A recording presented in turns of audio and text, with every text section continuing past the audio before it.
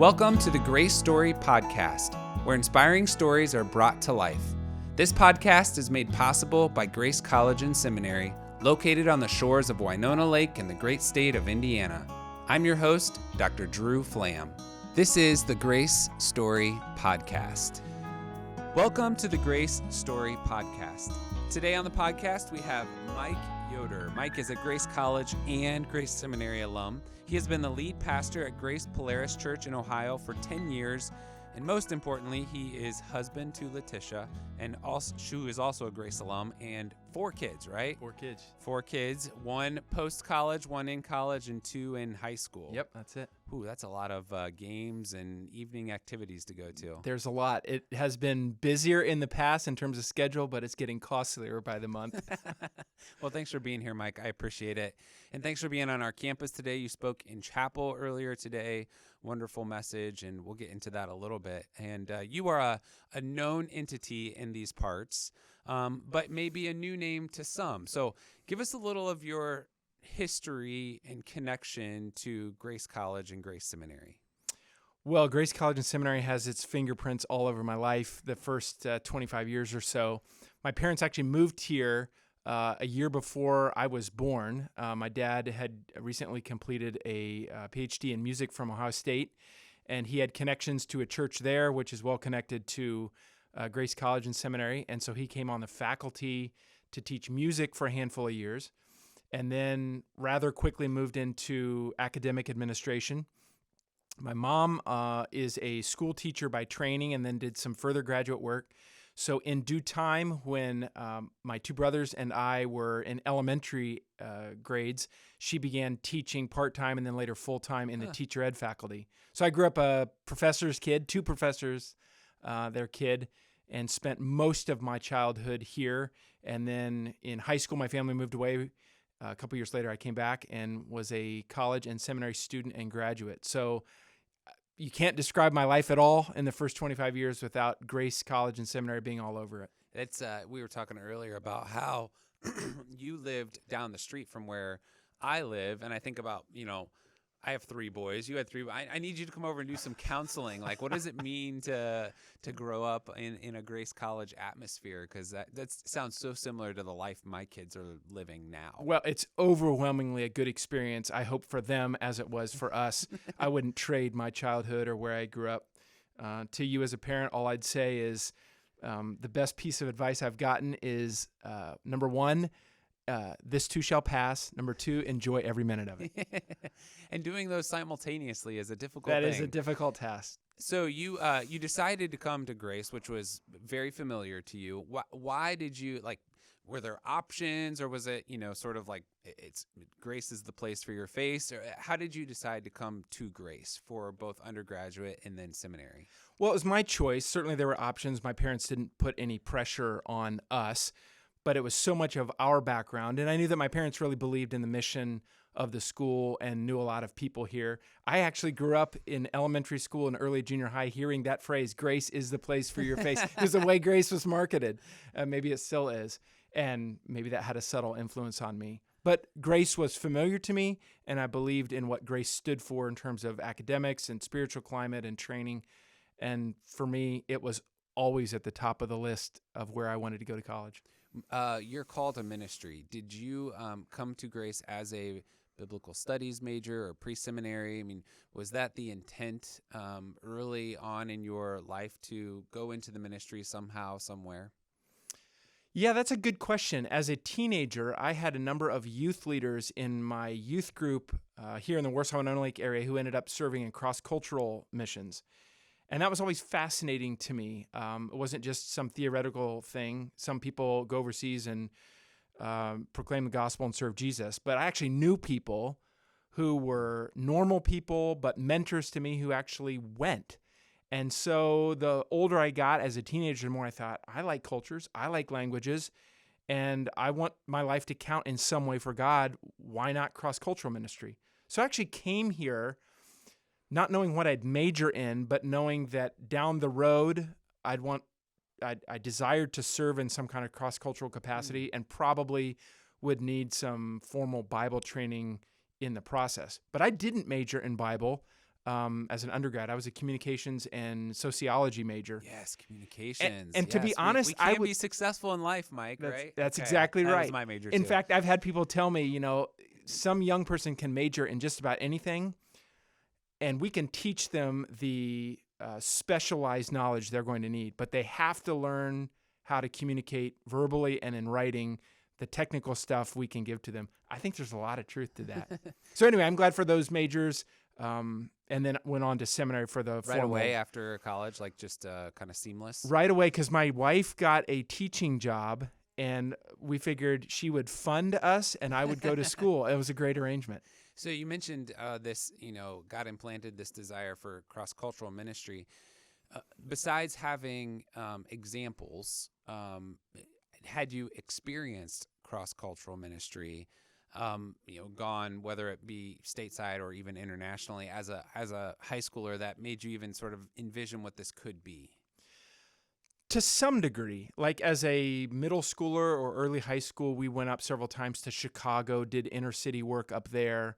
I hadn't been out of the country at all. Okay. But during my time here at Grace as an undergrad, I spent a summer working with Run, reaching urban neighborhoods in inner city Philadelphia. After my sophomore year, I spent the whole summer over in Europe on a missions team, and then taking about 6 weeks for further French study at the time. And then my junior year, I was a pastoral intern at a church in Ohio. So I got more of that a little bit later, but my interest was already peaked and my desire was already strong. So this morning in chapel, we had every language spoken. Well, not every. We had many languages spoken. Spanish. You got up and said some German and some French. Were you a French minor, or what? Where does French come in here? Yeah, that's a good question. I wasn't a French minor. I took 3 or 4 years in high school and then took another year here in college. I knew just enough French to be dangerous. But through the experience of being in Europe after my sophomore year in Germany and starting to think about possibilities for mission work in Germany, all of my language kind of switched interest-wise from French to German. Okay. So we sang a bunch of Spanish songs in chapel today. I was atrocious. I hope the microphone wasn't on me or that wasn't recorded. But yeah, French and then later German became the foreign languages of choice or necessity. Pastor Kip Cohn introduced you this morning in chapel and talked about the two of you together journeying towards Germany as a place for missions. Tell me about, he talked about it a little bit, but I'm fascinated, how did that happen when you were undergraduates together, and did that just continue, and how did that eventually end up with both of you in Germany for a decade? Yeah. So Kip is actually more the age of my older brother. And so as a kid, Kip was this older, athletic, impressive teenage boy and then young man. And so when I got to know Kip kind of again as a college student, he'd already been married a couple of years. He was teaching English in a local high school and then decided that he wanted to go on to seminary. And so he and Mary actually led the short-term team over to Germany that I was a participant on. Oh, wow. There were 8 of us and then the 2 of them. And so that's where I began to get to know Kip, not so much as this friend of my older brother who was impressive in all these ways, but more as a peer. And then as I finished college, started dating my now wife, we began to relate, the 4 of us, thinking about mission work and potentially serving together. Did one of you go there first, or was it at the same time? How did that work? They went first to Germany, you mean? Yes, yes. They went first to Germany. They did language school in southern Germany for about 15 months. And during their time there, the decision was made with our mission agency that the 4 of us would go up to Berlin, which at that point was kind of this new, fascinating city, used to be divided, capitalist, communist, atheists in terms of religious background, and that these 2 young, probably naive American couples would go up there and seek to be gospel witnesses and work with young adults. Was there, so did you follow a similar path then, went to language school? So we went to language school directly in Berlin. They moved up to Berlin, and 6 or 8 weeks later, we arrived in Germany directly in Berlin, and we did all of our language work in Berlin, which I'm grateful for because we got to learn the language as it was spoken in the place we were living. And like in many places in Germany, there are various dialects, so Kip and Mary may have had to relearn a little bit of their German in the big capital city. Was there was there a church already established there that you were working through, or were you kind of there to begin? I know, particularly working with college students. I mean, a new ministry from the ground. It was really a new ministry from the ground. There were some churches there, particularly in the western part of Berlin, but they were, I'll call them survival churches. They had endured the Cold War and kind of the island nature of West Berlin. And so they weren't particularly evangelistic, not in terms of belief, but in terms of practice. They had survived. In fact, all Berliners have a survivalist mentality. And so this idea that the gospel was good news for people and life-changing and had the potential to change families and communities and districts of the city, there wasn't a lot of vision for that. So we kind of came in, we got to know some of them to affirm them as fellow believers, but we got in working with university students and young professionals that we met, some who came to faith, some who were believers and just looking for young people to link up with. There was a certain fascination with Americans at that point that we tried to use to our advantage relationally. And those early years were both very difficult spiritually and very rewarding relationally. We knew we were in a place that needed the gospel. So what, I mean, this is beyond my experience. So I'm just kind of fascinated to even know, like, I mean, you show up and it's like, okay, go tell people about Jesus and raise up a new generation. What do you do first? Like, how do you even get started? That was exactly the set of questions that we faced. So we linked in quickly with what we would call Cru or InterVarsity. There were some of those small movements on the 3 big university campuses in Berlin. And there were a handful or a dozen believers that we got to know.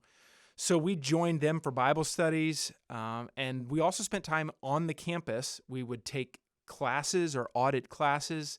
We did some survey work in the, call it the campus green or the courtyard at these center city universities.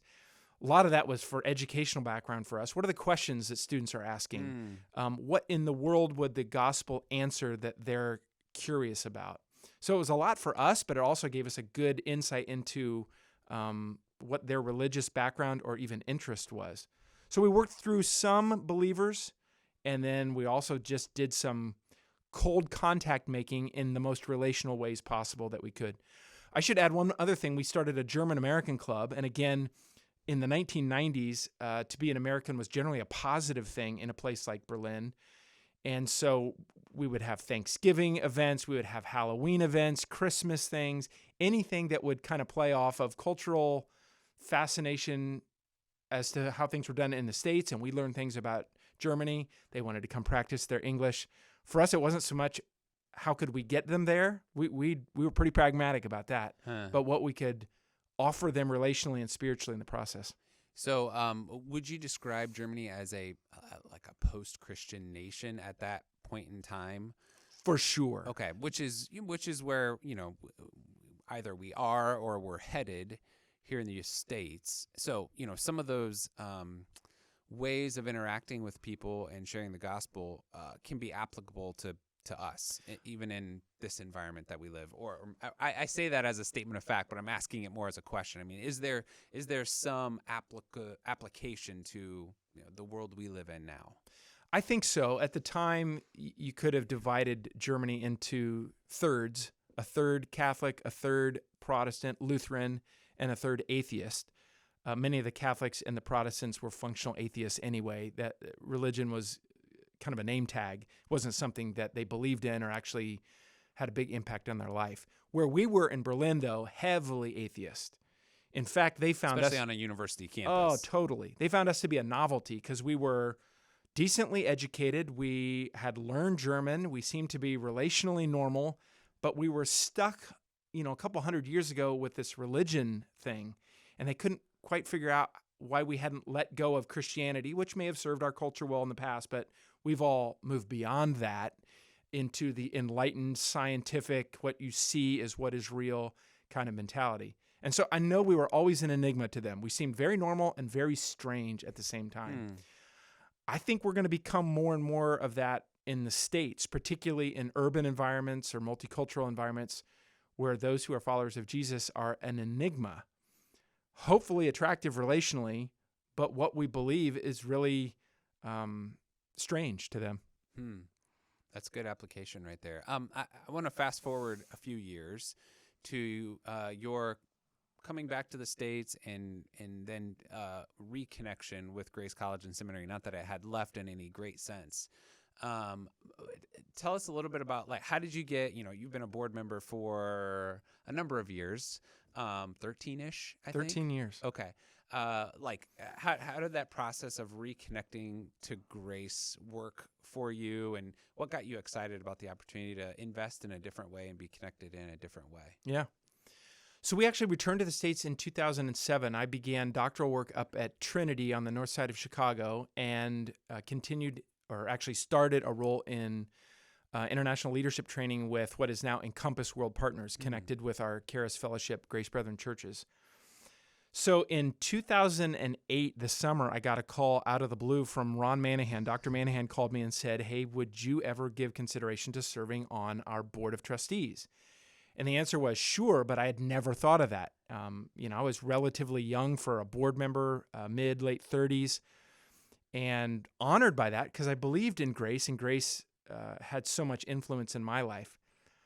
I've never confirmed this, but I suspect that somehow when Bill Cadup, Dr. Cadup, came to Africa when I was there on a short-term trip in early 2008, he met me, and maybe they were thinking about future board members, and he came back and talked to Dr. Manahan and said, "Hey, there's this Mike Yoder. He's doing further studies. He's back in the States. He's an alum, college and seminary. Maybe you think of him." I've never asked Dr. Cadup that. Maybe they were just scraping the bottom of the barrel for board members then. But that's kind of the genesis of how I became a board member. Well, you mentioned in chapel connecting with Dr. Cadup for the first time in Central African Republic, right? Yep. Just on a short-term missions trip, Yep. Gospel ministry trip of some sort. How did that come together? He came over. They were trying to bring several leaders from our fellowship of churches over there because it was a big international or Central African leadership training gathering. And some people don't know kind of the connection there. So even give the little bit, like, why would Grace College, why is the Charis Fellowship engaged in CAR? I mean, it's a long history there. Sure. Here in North America, we have 230, 250 churches, 50, 60, 70,000 people in a worship service in a Charis Fellowship church on a given Sunday. But we have a long history, over 100 years of involvement in Central Africa, mission work with the gospel. Well, that has just boomed. And there are, by some estimates, around 3,000 churches in the Central African Republic alone affiliated with the Charis Alliance, the Charis Fellowship here in North America, and hundreds of thousands of people gathering on any given Sunday for worship services. So as you can imagine, the need for leadership training is huge, and a lot of the pastors in those village churches have next to no Bible training. So a lot has been developed over the recent decades. There's a desire for it to have some level of credibility, even accreditation. Central Africans pay attention to what's happening in Europe and North America. And so their connection to Grace College and Seminary is a natural link for getting professors or teachers and accreditation of some sort.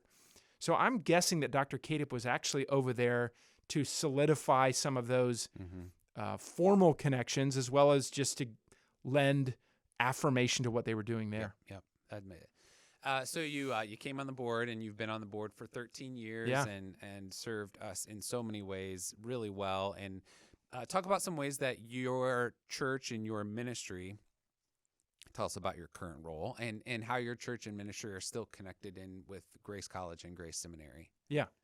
Well, I came on the board in 2008 and actually ended up going from Chicago to Columbus in 2011 to become the lead pastor at Grace Polaris Church.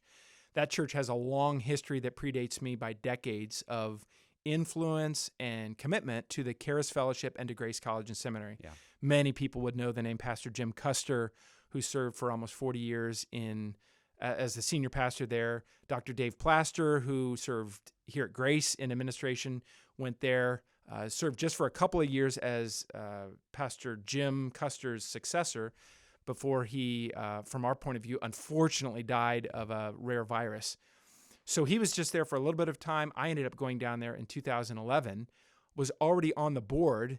And so for me to champion Grace College and Seminary was old news there. And when I say old news, I mean that in a good sense. Yeah. There was already a deep commitment. Lots of students from Central Ohio and from that church in particular who came to Grace, who are alumni, college, seminary, deep support for other ministries in our fellowship. So I was basically just picking up the baton and continuing to run. And you've had interns and still have interns on your pastoral intern. I mean, it's just amazing the number of ways that are the interconnection between the two. And thank you for continuing that, because it's been a great benefit to us. Oh, well, we love the connection we have, and we believe in what Grace Schools is doing. And so to get current students or recent alumni there, particularly for ministry internships, future pastoral or cross-cultural or counseling or church planting service, it's great because we feel like we get a great lump of clay, so to speak, that's still in formation but has all kinds of good DNA based upon Grace Schools. So you spoke in chapel today, and you've done that a number of times, but I have to assume as an alum, there's still sort of like you're used to speaking to lots of people, but it's still got to be a little bit of a thing where you're like, wow, chapel, because I'm sure back in your days, it's such a big thing when you're an alum. So tell me, like, even just how you felt about being in chapel, and then tell us a little bit about what you shared today. Yeah. So in my pastoral role, I speak about 40 times a year for a couple of worship services on Sunday morning. And we're a larger church, but I honestly don't get nervous before speaking there unless I feel like the sermon isn't going to be a good one. It's not related to the size of the congregation or the environment. When I'm back here for Grace College Chapel, which isn't any bigger, in fact, maybe a little smaller in terms of numbers, yeah, there's some nerves and some nervous excitement about that. I wonder why that is. Part of it is because in some ways, I feel like I'm coming home. Yeah. In some ways, I think it's because here are these hundreds of 18 to 22 or 3 or 4-year-olds who have so many choices in front of them. They're not locked in yet to a lot of responsibilities, and they're fertile ground, soft for how God can direct or redirect them. And so there almost seems to be a unique influence and significance to being able to speak to students. Plus, I remember when I was a kid, a student here, for the most part, I ate up what the chapel speakers said. I felt like they were speaking to me, and as they spoke from texts and themes in the Bible, I was thinking, okay, what would that look like if I believe that for my life going forward? And I think and hope there's a large number of Grace College students who are thinking the same thing. Hopefully what I said was both biblically accurate and personally relevant to them as they think, what's my life look like for God? So what did you share this morning, and how did that come to mind? How did you get to the passage, and kind of give us a little summation of what you shared? Yeah. So the theme this year at Grace College and Chapel is Follow Me from Matthew's Gospel. Working with the chaplain, Brent Meccarelli, he said, hey, would you speak on one of the parables in Matthew 13? Sure. There are 3 or 4 really good parables there, some longer and more complicated than others. So I took the easy route and took the shortest parable, actually 2 of them, 3 verses, the pearl of great price and the hidden treasure in the field. And it's all the same point. Jesus is saying, when you find the kingdom, when you find the king, actually me, you should trade in all you have because I'm of much greater value. And so the challenge was from those verses, students, you come with a lot that God's given to you or that you've achieved or that you want to be significant in your life. That has no value in terms of impressing God. What you need is his son, Jesus the King. The interesting thing that I didn't talk about at length this morning is God can take that which has no value for salvation and use it for great value in ministry. And Jesus' point is, what you need is me, and then I'll transform all those things that I've given to you, gifts, interests, passions, into something useful when I'm the king of your life. So I hope students walked away from there thinking, Jesus is worth far more than all of the other things that I want to put my significance in or my value in, And yet, once I'm submitting to Jesus as that good master and Lord in my life, he's going to take those things and make them useful. I was there, and it was really well delivered. You're a great communicator, and I think that aspect of the treasure. We all know that parable, but we often think of it as the kingdom of God, and that's expressed there. You just really emphasize the point that the kingdom of God is nothing without the King, without King Jesus, and the need to focus in on the person and the relationship with King Jesus. So thank you. That for me was a big underlined, emphasized point in my notes. So thank you. And a lot of that comes out of my experience with people, not just young adults, who really like the goods that Yes. God seems to offer, the values and the clarity in life of the kingdom, we might say. But the idea of actually submitting our lives to the person, the King, we're not so sure about that. Yeah. And you can't de-link the King and the kingdom. They're a package. Yeah. Well, Mike, thank you so much for just the many ways that you serve us at Grace, your service on the board, the way you connect in with our students, chapel. I mean, it just goes on and on. I value your friendship. You're a wonderful communicator and a wonderful thinker. And those have been deeply meaningful to me and really meaningful to our whole campus. So thank you. Thanks. It's a delight to be here. This place has so much significance for me, and I pray for the years to come for hundreds, thousands of students as well. Grace has been the place for my face, and I hope it is for many others. And thank you all to listening today. And we want to thank Dr. Wally Brath, Assistant Professor of Music, for giving us our music for today. We also want to thank Rick Neer for being our producer. And if you could share, comment on this wherever you found it, we would be so appreciative. Until next time, live your best Grace story today.